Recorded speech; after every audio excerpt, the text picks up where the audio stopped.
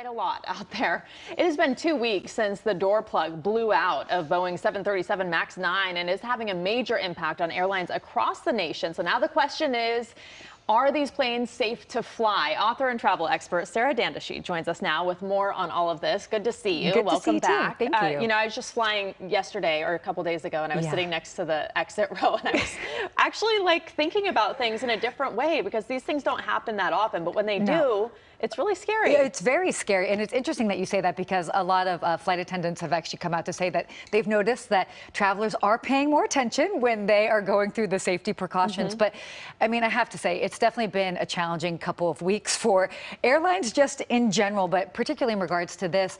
But the ultimate thing that people need to keep in mind is that the FAA still has grounded all of the 737 MAX 9s across the United States. So they aren't flying currently. Now, what's been interesting is it's pretty much both Alaska and United Airlines are the major airlines that have these particular planes in their fleet.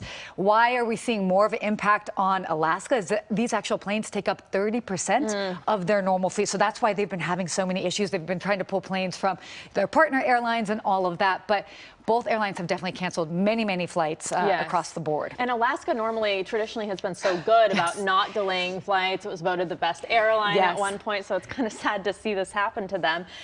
But all these delays and cancellations all across the country, what's the time frame on this? Do we know when these are going to be up and running again? Great question. We don't really know. I mean, right now, obviously, the FAA is still investigating all of these planes. What's been really tricky is most recently, they have come out and they are asking, or they're now going to start examining 737-900s because those are, they also have that sort of mid-exit type of door plug. So they're also examining those.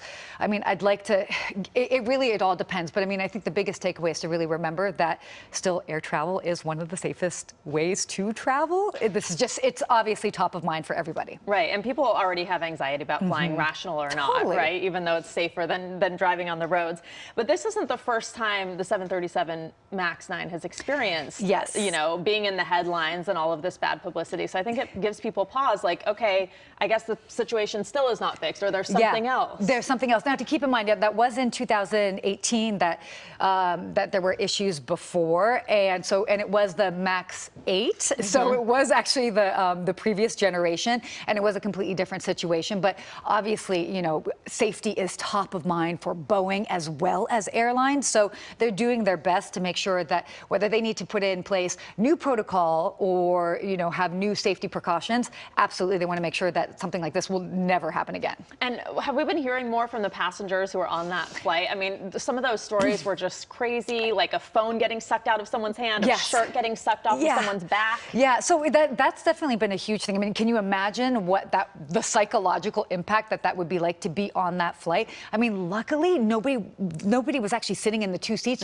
right by that exit row, but you know, they're pushing back because they actually found that Alaska Airlines they were having issues with that particular plane, which, by the way, was only 8 weeks old. So it wasn't like it was an old plane by any means, and they deemed it wasn't really safe to fly on flights to Hawaii, for example, over water. So there's a bit of pushback with that.